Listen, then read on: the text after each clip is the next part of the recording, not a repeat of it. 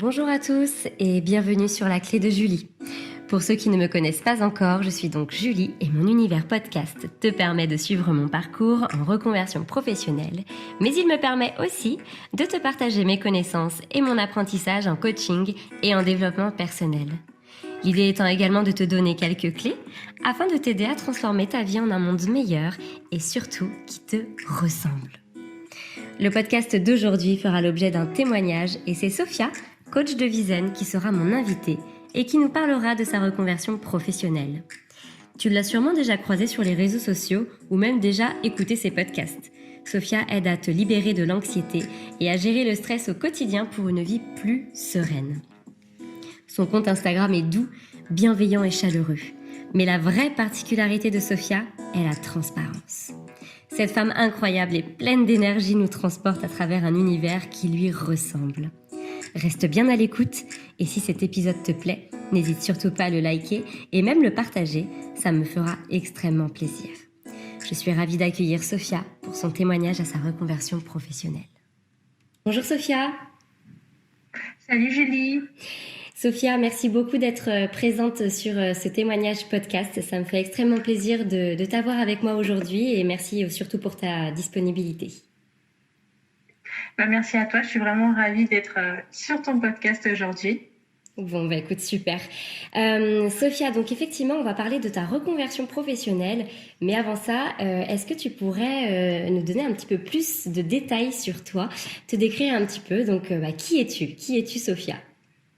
Oui, alors donc je m'appelle Sophia, j'ai 26 ans, je suis coach de Vizen et je vis en Île-de-France. Je suis vraiment passionnée de développement personnel. En fait, suite à une lourde dépression, j'ai réussi à m'en sortir grâce au développement personnel et notamment aussi à la lecture de livres de développement personnel. Et vraiment, c'est un peu comme Obélix, je suis tombée dedans et je suis vraiment passionnée par ça. Bon, écoute, waouh, super, j'ai hâte d'en savoir plus. Moi, c'est vrai que je t'ai repéré sur mon Instagram car je te suis depuis mes tout débuts de La Clé de Julie. Et il y a un post qui m'a particulièrement touchée et sur lequel je me suis vraiment arrêtée. C'est le post où effectivement tu expliques où tu en étais et comment tu as réussi à t'en sortir et où tu en es aujourd'hui. Donc, suite à ta dépression, et ça m'a énormément touchée. C'est pour cette raison que je voulais que l'on puisse échanger ensemble sur ta reconversion professionnelle pour aussi permettre aux autres personnes et puis toutes les personnes qui nous écouteront aujourd'hui de se dire que tout est faisable et rien n'est impossible. Alors, oui, oui, vas-y. Oui, c'est vraiment un épisode de ma vie que j'ai transformé en force et ça m'a aidé aussi dans ma reconversion professionnelle, mais de toute façon, on en parlera après aussi. Ouais, ok, ça marche. Écoute, justement, allons-y, parlons de ta reconversion professionnelle. Du coup, dis-moi dans quel domaine d'activité est-ce que tu travaillais avant ? Alors, pour recontextualiser un petit peu, moi, j'ai fait des études de commerce. Ensuite, moi, j'ai fait un BTS d'assistante manager. Et pendant 3 ans, j'ai travaillé dans diverses entreprises en tant qu'assistante de direction, assistante administrative. Et ensuite, j'ai repris mes études en 2018, donc 3 ans après, pour faire une licence en communication. D'accord. Je suis entrée dans une start-up et avec eux, j'ai fait mon apprentissage, donc l'alternance. D'accord. Sauf qu'il y a eu des gros problèmes dans cette entreprise et ça s'est très mal passé et je me sentais plus à ma place. Donc, avec l'accord de l'école, j'ai pu mettre fin à mon contrat et c'est à ce moment-là, en fait, où je me suis demandé qu'est-ce que je voulais vraiment faire. D'accord. Et j'ai su que je voulais réellement travailler dans le développement personnel, notamment quand j'ai vu le documentaire Netflix de Tony Robbins, Not Your Guru. Ouais. J'ai tellement pleuré, j'ai frissonné, c'était quelque chose d'exceptionnel. Je me suis dit, c'est ça que je veux faire. Ça a été révélateur pour toi. Oui, vraiment, ça a été un gros déclic. Okay. Et je me suis dit, je termine ma licence. Et à côté de ça, j'ai cherché une formation de coach de vie parce que je ne connaissais pas du tout ce métier. Et du coup, j'ai découvert et c'est là que j'ai décidé de me reconvertir du coup et de devenir coach de vie. D'accord, waouh, super. Et alors du coup, tu nous as expliqué un peu comment les choses se sont passées dans cette start-up, mais à quel moment vraiment tu as compris que c'était pas ça, quoi. C'était pas pour toi, tu t'épanouissais pas comme tu le souhaitais. Voilà, que s'est-il passé? Quel a été le vrai moment où tu t'es dit stop, il faut que je passe à autre chose? En fait, c'est le moment où j'ai arrêté avec cette start-up Mhm. et je me suis dit, est-ce que je me lance dans autre chose, dans une autre entreprise? Oui, Enfin, j'étais entre les deux, en fait. J'étais vraiment en train de me dire, est-ce que je me retrouve quelque chose à côté? Ou pourquoi pas être à mon compte? Parce que c'est quelque chose dont j'avais jamais pensé, être à mon compte et faire ce métier. mhm. Et c'est vraiment à ce moment-là, en fait, où je me suis posée et je me suis dit, OK, qu'est-ce que tu veux faire? Parce que je me suis rendu compte que même dans le passé, j'ai jamais vraiment été épanouie dans les autres entreprises. J'étais pas à ma place et je travaillais pour travailler, quoi. Hein. Concrètement, Oui, oui, c'était bah pas après, vraiment une passion. d'accord, ok, C'est ça. d'accord. Et comment tu as vécu du coup cette période de remise en question? Ça a été un peu compliqué parce que du coup, comme je t'ai dit, j'avais pas déjà une très belle image de l'entrepreneuriat. Mhm. Dans mon entourage, personne n'est entrepreneur. C'était toujours, tu sais, les freins en mode l'insécurité, la galère, c'est impossible, etc. Oui, Donc j'avais bien sûr. cette image-là. Mhm. Mais en même temps, je me voyais pas du tout retourner dans une entreprise. Surtout, comme je dis, ça s'est super mal passé. Je me Ouais. suis dit, bon, retourner dans une autre entreprise. Donc, c'était un peu compliqué parce qu'en plus, je faisais mes recherches, mais je savais même pas trop ce que je cherchais parce que le métier de coach en soi, il n'est pas reconnu Hmm. comme un diplôme comme le bac ou des choses comme ça. Oui, bien sûr. Donc, donc c'était un peu. Mais en même temps, j'avais ce truc à l'intérieur de moi qui me disait, c'est le moment, quoi. Enfin, comme si c'était le bon timing, Le tu vois. déclic.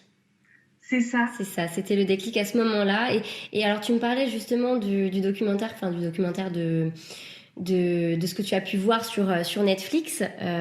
Est-ce que c'est ça vraiment qui t'a donné le déclic ou est-ce que c'est après tu t'es dit, ok, donc ça c'est quelque chose qui m'a plu, maintenant réellement qui je suis, comment je peux entreprendre les choses, voilà. Explique-nous un petit peu ça. Oui, c'est ça, parce qu'en fait, je suis passée par plusieurs étapes. Je suis passée par une étape où je me suis dit, j'aimerais écrire un livre de développement personnel, Mhm. euh, être peut-être plus dans, tu vois, être auteur, pourquoi pas. Après, donc j'ai vu le documentaire, je me dis, ah, c'est pas mal ça, sauf que je me dis, mais moi, parler en public, c'est pas ce que je préfère. Donc oui, c'est cool, mais bon. Ça demande un peu Et d'entraînement. après, voilà. Et après, en fait, en tapant métier de développement personnel, c'est vraiment, tu sais, quand tu cherches des trucs sur Google et, Oui. Oui. et j'ai découvert donc le métier de coach. Et je me suis dit, ça, j'aime bien. Accompagner les gens. Parce que moi, quand j'étais pas bien, j'aurais aimé être accompagnée de cette T'aurais eu manière. besoin de ça, ouais. D'accord. Ouais, c'est ça. Et je connaissais pas. D'accord. Donc, c'est là que je me suis dit, bon, je crois que c'est ça. Ok.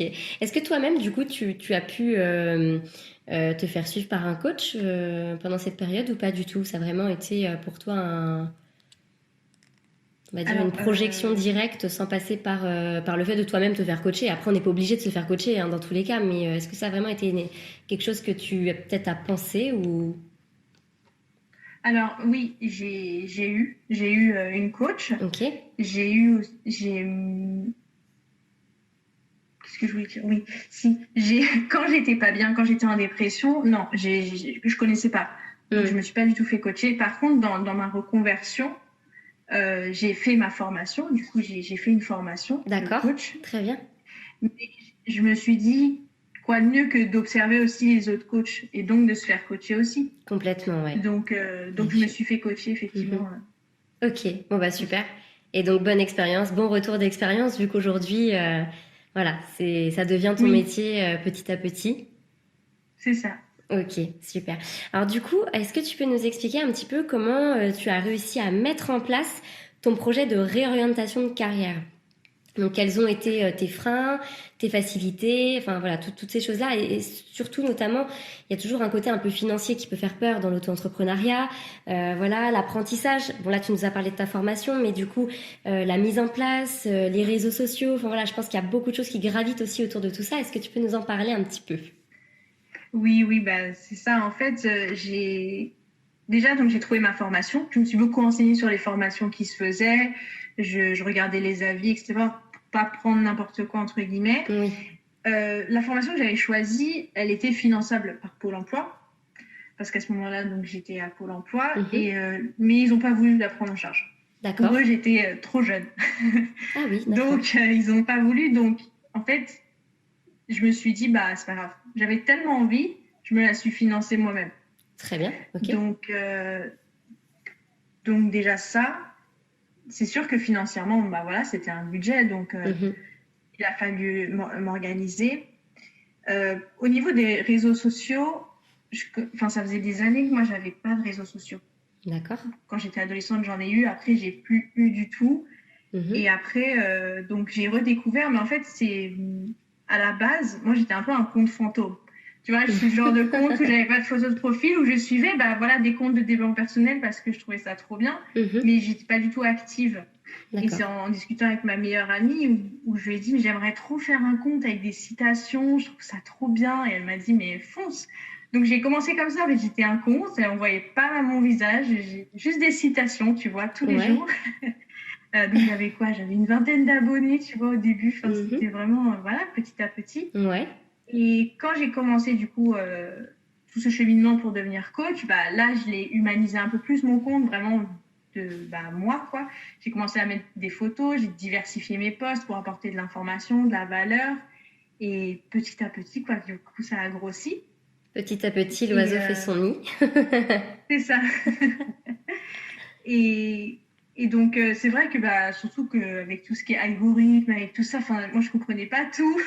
Oui. Donc, j'y ai été à tâtons, quoi. J'ai fait des tests, j'ai vu ce qui fonctionnait, ce qui plaisait. Mon but, c'était vraiment d'aider. Mon but premier, c'est ça. C'est d'apporter mon aide sur les réseaux et de par mon métier aussi, du coup. Okay. C'est ça. Super. De toute façon, en tout cas, ta page s'est très très bien développée parce que pour une page qui partait visiblement de quelques citations, aujourd'hui on te voit, il y a de superbes posts, il y a des stories, il y a plein de choses à voir sur ton Instagram. Donc on en discutera tout à l'heure à la fin du podcast pour du coup permettre à toutes les personnes qui nous écoutent de pouvoir se rendre sur ta page Instagram et de s'abonner à ta page. Alors, écoute, merci beaucoup. Et du coup, j'ai une question qui est pas forcément facile et à la fois peut-être elle le sera pour toi, tu me diras, mais est-ce que tu as eu peur d'entreprendre? Est-ce que tu as eu peur de ce nouveau projet et de devenir auto-entrepreneuse? Parce que c'est un vrai challenge, on va pas se le cacher. Oui, c'est un vrai challenge et oui, totalement. Je pense que quiconque se lance en tant qu'entrepreneur a peur. Parce que, comme je disais tout à l'heure, j'avais pas cette image de l'entrepreneuriat comme quoi c'était quelque chose de facile. J'avais des insécurités. Je me disais, c'est la galère, l'entrepreneuriat. C'est peut-être impossible. Il y a tellement de gens qui veulent, mais qui n'y arrivent pas. Tu vois, toutes ces croyances limitantes qui nous limitent. Oui. Donc, j'avais peur de pas y arriver. J'avais peur de me lancer à mon compte. Peur de l'inconnu aussi parce que je connaissais pas du tout. Mais au fond de moi, comme je t'ai dit, j'avais tellement ce petit truc qui disait vas-y, fais-le. Donc ça prenait le dessus. Parce que dans tous les cas, pour n'importe quel changement dans notre vie ou pour n'importe quelle chose qu'on va entreprendre, la peur, elle sera là. Le mental, il va créer cette peur parce que lui, il a peur. Il ne veut pas qu'on le dérange, tu vois. J'aime trop l'imaginer comme ça. Lui, il dit, mais qu'est-ce que tu es en train de faire? Moi, je suis tranquille. Qu'est-ce que tu viens de chambouler? C'est ça. Mais quand on se lance à faire vraiment un projet qui nous tient à cœur, faut justement, tu vois, écouter notre cœur. Parce que le mental et le cœur, ils ne sont pas hyper compatibles ensemble. Il faut arriver à les dissocier, même si on ne va pas commencer à insulter notre mental, mais c'est pour nous protéger parce que lui, il ne sait pas ce qui va se passer, tu vois. Oui, bien sûr. D'accord. Et voilà, j'ai suivi mon cœur. Bon, écoute, tu as très bien fait, visiblement, en tout cas. Est-ce que tu as douté à un certain moment de ta reconversion?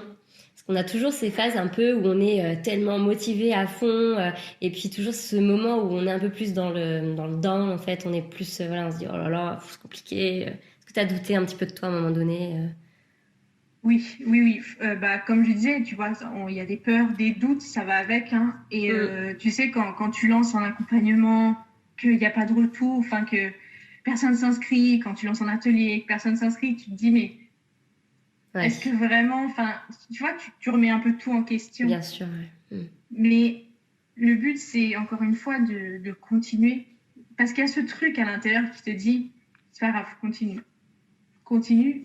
Au bout d'un moment, tu sais que ça va fonctionner, tu sais qu'il va se passer quelque chose. Et l'énergie là-dedans, elle est super importante. Même si je me mettais beaucoup de pression parce que je me dis, ouais, mais si je crois pas en moi et en ce que je fais, je vais pas y arriver. Du coup, tu vois, encore une croyance limitante qui va nous limiter. Enfin, c'est un cercle vicieux. Ouais, tu vois. tout à fait. C'est ça. Ouais. Donc oui, il y a eu plein de moments où j'ai douté de moi, où je me disais, mais est-ce que je vais y arriver? Est-ce que vraiment c'est possible? Même si je le voyais dans d'autres coachs qui y arrivent, qui gagnent leur vie du coaching, qui en vivent en fait, moi je me disais, mais moi aussi je veux ça. Mais, enfin, tu vois. Et il y en a plein, de coachs qui vivent de ça. Voilà, après chacun sa spécialité, mais c'est vrai que voilà, on peut en vivre effectivement. Hein, c'est vraiment pas là pour le coup. Il n'y a pas de sujet vis-à-vis de ça. Mais oui, il faut trouver la bonne énergie, les bonnes accroches, voilà, plein de choses qui. Ben, c'est ça en fait, c'est un peu être tout en un, parce que même les réseaux sociaux, c'est pas évident non plus. Enfin, tu sais, moi j'ai eu beaucoup de mal à me montrer en story, et je sais que ça compte aussi parce que tout ce qui est fait en ligne, il y a quand même l'ordinateur qui nous sépare, tu vois. Oui, bien sûr. Alors que en vrai, il y a ce côté humain. Enfin, et puis même le métier de coach, il y en a tellement. Et il y a aussi des charlatans, t'as des coachs super. Enfin, les gens aussi, comment tu veux faire la différence entre les deux? Donc même toi, tu te dis, mais est-ce qu'ils vont vraiment, est-ce que ce que je dis, ils vont prendre au sérieux? Enfin, tu te poses plein de questions. Et parfois, ça vient t'auto-saboter aussi, tu vois. Ouais. Donc oui, les doutes, ça, je pense qu'il y en aura. Et même les plus grands coachs, je pense qu'ils en ont parfois aussi. Oui. Et donc voilà. D'accord, super. Et alors du coup, je parlais vite fait tout à l'heure de spécialité. C'est vrai que chaque coach peut vraiment développer une spécialité. J'en parlais dans mes podcasts précédents où tu as plusieurs types de coaching. Et toi notamment, on lit coach de vie zen. Donc le coach de vie, on connaît un peu ce que c'est, mais le zen, explique-nous un petit peu pourquoi coach de vie zen. Oui, alors le zen, pour moi, il est très, très, très symbolique parce que si un jour on m'aurait dit que je serais coach de vie, mais zen, j'aurais pas cru. Parce que moi, j'étais une adolescente et une jeune adulte. Quand j'ai fait ma dépression, qui était la zénitude, je connaissais pas ça. Moi, je vivais dans l'anxiété. J'ai vécu une adolescence dans l'anxiété, j'ai vécu la dépression dans l'anxiété, dans tout ça, et je me demandais tous les jours, est-ce qu'un jour j'arriverai à être zen? Et notamment quand j'ai fait ma dépression, je me disais, est-ce qu'un jour je vais y arriver? Tu trouverais la sérénité. C'est ça. Ouais. Cette paix intérieure, tous les jours, j'avais cette boule au ventre. Tous les jours, j'étais en stress. Enfin, je vivais comme ça. Ouais. Jusqu'à ce que j'ai voulu mourir, en fait, parce que j'en pouvais plus. Je voulais juste que ça s'arrête. Ouais, c'était une grosse dépression. C'est peut-être la solution, tu vois. C'est ça, c'était vraiment une très longue dépression. Ouais, d'accord. Et c'est pour ça que le zen est trop symbolique pour moi, parce que aujourd'hui, même si on continue à faire face à des obstacles, à des défis dans la vie, à des moments difficiles, mais le zen, il est là, tu vois. Enfin, je sais que, en fait, pour moi, être zen, c'est avancer en sachant que quoi qu'il arrive, ça va aller. Parce que ce que j'ai vécu, ça m'a appris ça. Ouais. C'est que si j'ai pas décidé de mourir et de me battre et de guérir, en fait, c'était pas pour continuer à vivre comme ça. C'est pour ça que j'ai fait tout ce travail sur moi. Ouais. Et donc, zen, c'est pour ça. Parce que j'ai envie que les personnes vraiment aient cette foi comme quoi l'anxiété, ça peut s'en aller. Parce que souvent, j'entends que l'anxiété, on peut pas s'en libérer. C'est pas vrai. J'ai réussi. Tu vois, c'est vraiment ça que je veux partager. Oui, c'est possible. Si tu as envie, si tu veux y arriver, c'est possible. Faudra travailler sur toi. C'est pas toujours facile, mais c'est possible. Ouais. Parce que forcément, on va creuser. Enfin, tu sais, quand j'ai travaillé sur moi, il y a des trucs que je voulais pas voir. Hein, donc, c'est normal. Donc, c'était compliqué, tu vois. Sûr, mais voilà, le zen, pour moi, est très symbolique parce que je le relie aussi au symbole du yin et du yang qu'il y a dans mon logo. Oui. tout à fait, oui. Et je me suis tatouée aussi. Hein, Ah oui, super. Oui, je crois que j'avais vu en plus sur un de tes posts. Ouais. Oui, il y a marqué ouais. respire et il y a le Respire, symbole. ouais. Parce que pour moi, la respiration, c'est ce qui m'a sauvée. Waouh. Ça, c'est un autre sujet, mais vraiment. Et donc, tu vois, je le relie au yin et yang parce que c'est jamais tout blanc, tout noir. Bien Être zen, sûr. ça veut pas dire qu'il n'y a pas de problème. C'est juste que quoi qu'il arrive, on sait que ça va aller. C'est Ouais. le message que je veux faire passer. Waouh, c'est magnifique. Merci beaucoup, Sophia. J'espère vraiment que tous ceux qui nous écoutent, en tout cas que ça leur parlera et qu'ils puissent par la suite peut-être entreprendre certaines choses eux aussi de leur côté pour aller mieux ou pour même juste se reconvertir et te dire bah pourquoi pas moi aussi. Donc non, c'est top, merci. Depuis combien de temps tu exerces le coaching? Alors, du coup, officiellement, j'ai commencé à coacher donc en octobre 2020. En octobre 2020. J'ai fait ma formation. Oui, c'est ça. Parce que j'ai fait ma formation pendant 1 an. Et ensuite, je me suis lancée. Donc, je l'ai eu en septembre. J'ai obtenu mon certificat de coach développement personnel. Et donc, je me suis lancée en octobre. Ok, très bien. Et alors, est-ce que tu peux nous raconter un petit peu comment s'est passé tes premières rencontres clients? Alors, mes premières rencontres, donc oui, j'avais lancé un formulaire déjà, je vais recontextualiser. J'avais lancé un formulaire pour faire une séance découverte, pour aussi me connaître, parce que comme je te disais tout à l'heure, ce côté humain, parfois, il est oublié. Et je trouvais ça bien. Déjà, je commençais, donc je me suis dit, pourquoi pas, j'offre une séance d'1 heure de coaching. Et donc, voilà, je montre à la personne ce que je fais, en fait. Ouais, super, un véritable échange, qu'elle se passe une première idée, voilà. Ah ouais. Donc, ça a commencé comme ça.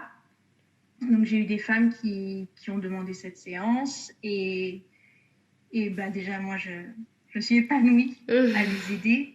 Et j'ai eu des super retours et ça m'a touchée. Et surtout quand je vois qu'elles entreprennent vraiment des changements. Parce que moi, je ne peux pas le faire à leur place. Moi, ce que je vais faire, c'est je vais venir creuser avec elles, je vais les questionner, je suis un peu comme un guide, tu vois. Mais je ne pourrais jamais faire à leur place. Je leur donne des exercices. Voilà, elles repartaient de toute façon avec cette séance déjà avec un petit plan d'action. Okay, et j'avais aussi fait un concours où j'avais fait gagner à 2 personnes 2 séances. Et pareil, c'était trop bien et voilà, j'étais trop contente. Et après, petit à petit, j'ai eu quelques demandes de coaching et puis voilà, du coup.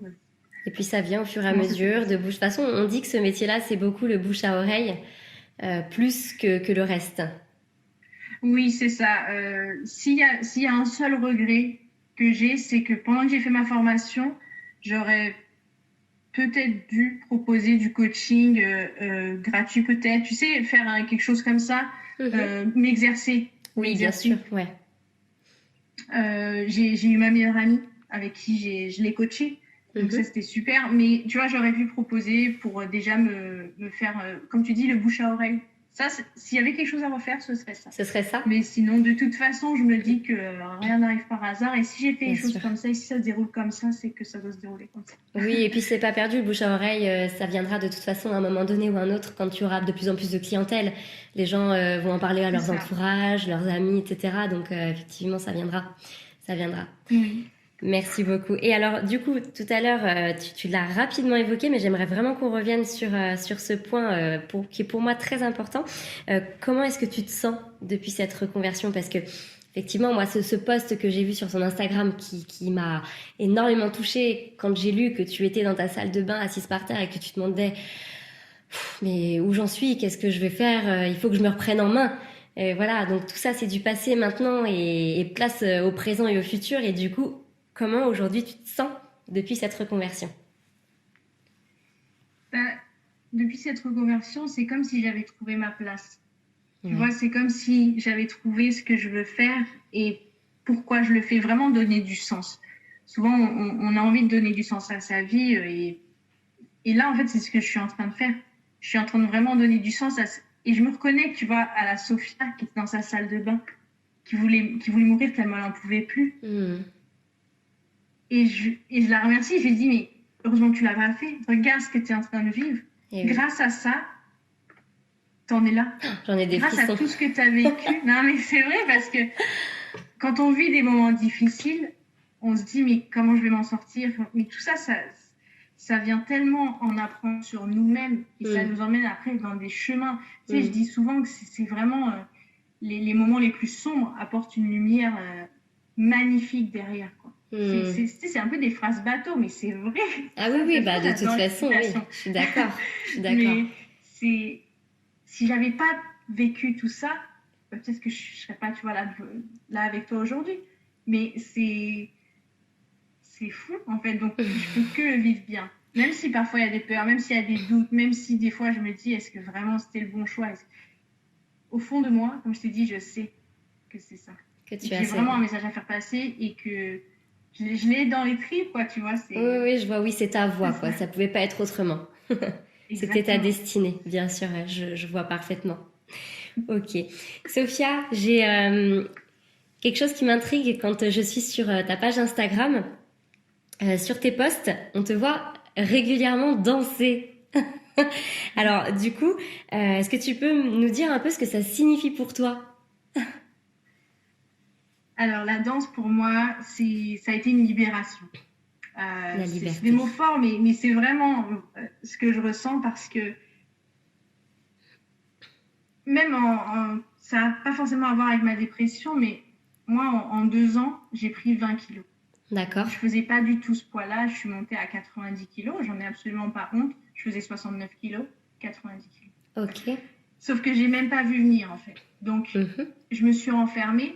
J'ai perdu ma féminité. Danser, pour moi, c'était pas possible. Parce que je sentais mon corps. En fait, j'ai fait un déni de mon corps. En fait, si tu veux, quand j'ai voulu me sauver concrètement, j'ai travaillé tout mon mental. Tout mon mental. Mais mon corps, à côté, je l'ai délaissé. Sauf qu'une fois que je me sentais beaucoup mieux, là, du coup, voilà, il a fallu faire face à son corps. Et tu sais, j'avais été voir des nutritionnistes, j'ai testé plein de choses. Et je me suis rendu compte que je m'aimais pas. D'accord. Parce que même me regarder, c'était pas possible. J'aimais pas physiquement.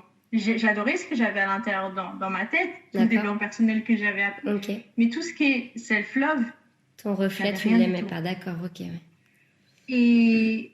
Et si j'ai réussi à danser, c'est en apprenant à m'aimer. Et du coup, même avant de faire des stories, j'en faisais un petit peu, mais j'avais du mal. Hein. Ouais. Aujourd'hui, quand je vois que je pose ma caméra, je fais un réel, je suis en train de danser. Mais oui. Mais tu vois, oui, c'est génial. C'est une libération pour moi. Ça m'aide à m'accepter, ça m'aide à, tu vois, même si j'aime pas tout dans mon corps encore, ça m'aide, ça m'a aidé. Et voilà, c'est pour ça que je dis que c'est une libération parce que même avec mon poids, même avec tout ça, le fait que je danse comme ça, pour moi, c'est une victoire énorme. Et ça me rappelle que quoi qu'il arrive, tu vois, ça va aller. C'est des cycles et tu vois, c'est magnifique. Toujours le même message. Mais oui, non, mais c'est ça aussi qui est juste fabuleux. C'est que quelque part, peu importe ce que tu fais, ce que tu entreprends, comment tu penses les choses, le même message revient toujours et encore plus fort. Donc c'est fabuleux. Écoute, en tout cas, moi j'adore tes réels, je trouve que t'es juste sublime dessus et tu dégages une de ces énergies. Je suis ultra fan. Merci, ça me touche beaucoup. Alors, écoute Sophia, je pense que j'en ai un peu fini avec mes questions parce que c'est vrai qu'il y en a eu quand même pas mal et merci beaucoup du coup de cette participation. Par contre, voilà, si tu le souhaites, tu peux potentiellement maintenant nous parler un petit peu de tes programmes d'accompagnement justement pour tes coachés. Oui, alors moi j'ai 2 accompagnements. Il y en a un qui est tout frais, qui est sorti hier en plus, tu vois, donc ça tombe très bien. Parfait, c'est la promo. C'est un accompagnement que j'ai beaucoup travaillé parce que donc il s'appelle Libre d'être soi et c'est l'accompagnement sur 3 mois, c'est un accompagnement de groupe qui aide à se libérer de l'anxiété et à gérer son stress au quotidien. Parce que pour faire rapide, l'anxiété, c'est le stress qui s'est ancré en nous et donc qui s'est transformé. D'accord. Donc, d'où l'importance de gérer son stress. Mais si on vit déjà avec l'anxiété, déjà, il faut aller déloger l'anxiété. Et comme je te l'ai dit, c'est possible. Oui. Je veux vraiment que les gens sachent que c'est possible. C'est un accompagnement de groupe parce que j'ai besoin qu'il y ait cette sororité, tu vois, entre les femmes qui vont faire cet accompagnement. Parce que comme c'est un sujet qui est quand même assez difficile, tu vois, l'anxiété, parce que l'anxiété, c'est la conséquence de quelque chose. Donc, on va venir chercher ce que c'est, on va venir déterrer des choses, tu vois. Donc, se sentir soutenu, c'est tellement important. C'est pour ça que j'ai voulu faire cet accompagnement de groupe. Et donc, c'est sur 3 mois parce que j'ai voulu faire ça sur 12 semaines parce que ça ne se fait pas en 2 semaines non plus. C'est sûr. Donc voilà, ça, c'est un accompagnement de coaching avec des coachings toutes les semaines. Et mon deuxième accompagnement, c'est un workbook que j'ai créé. C'est un workbook d'auto-coaching qui s'appelle 7 jours pour reprendre sa vie en main. Donc, c'est vraiment autonome. La personne, elle commande mon workbook, elle le reçoit.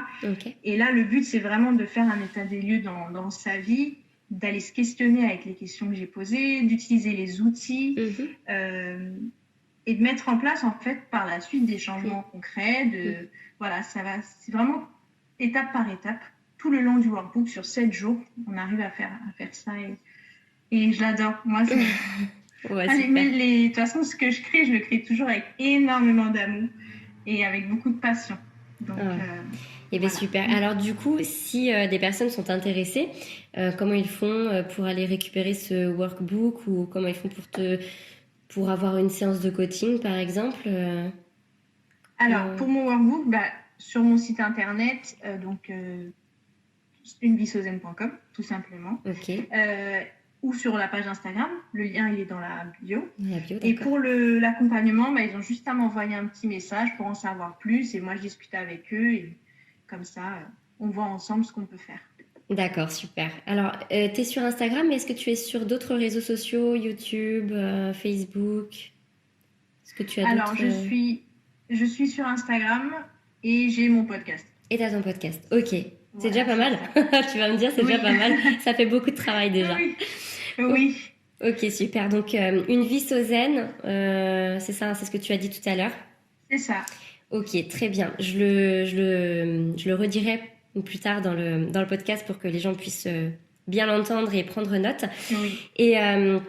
Et du coup, pour finir, Sophia, que pourrais-tu dire aux personnes qui souhaitent se reconvertir? Donc, peu importe le domaine d'activité, là on parle vraiment de reconversion professionnelle globale, mais qui n'osent pas encore franchir le pas. Je pense que j'en ai parlé un peu dans le podcast, mais ce que je veux vraiment redire, c'est d'écouter son cœur à 100%. Et souvent, c'est ce qu'on entend un peu des entrepreneurs, tu sais, qui disent, même s'il y a eu des doutes, des peurs, j'ai continué. Et en fait, c'est ça, si c'est vraiment quelque chose que vous voulez au fond de vous, vous aurez des peurs, vous aurez des doutes. Je vous dirai jamais, vous n'en aurez pas. Mais écoutez-vous et faites ce qui est bon pour vous. En fait, on n'a qu'une vie et vous êtes la personne la plus importante de votre vie. Donc, à partir de là, faites vraiment ce que vous avez envie. Magnifique. Merci beaucoup Sophia pour cette participation au podcast. Je suis vraiment très contente de t'avoir rencontrée dans un premier temps via les réseaux sociaux et dans un second temps sur ce podcast. C'était un véritable plaisir d'échanger avec toi et d'entendre ton témoignage. Je pense que ça a dû toucher énormément de personnes. Certains se sont certainement reconnus.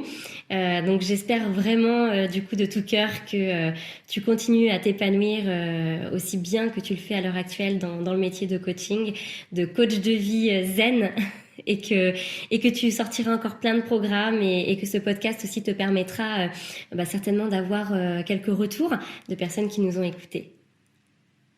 Oui, moi je te remercie vraiment parce que ça me touche beaucoup que tu aies pensé à moi et que je puisse faire passer mon message à travers ton podcast. C'est vraiment une belle opportunité et je te remercie énormément. J'ai adoré ce moment, vraiment. Oh, écoute, super. Et avec grand plaisir. Et puis, écoute, je te dis à très bientôt dans ce cas, Sophia. À bientôt. Salut. Merci de t'être rejoint à ma conversation avec Sophia. Si ce témoignage t'a plu, n'hésite pas à liker et à partager ce contenu avec tes amis, tes proches, ou même le repartager en story en taguant la clé de Julie et une vie zen. Je te souhaite une bonne journée. Prends soin de toi. Prends le temps pour toi et à très bientôt.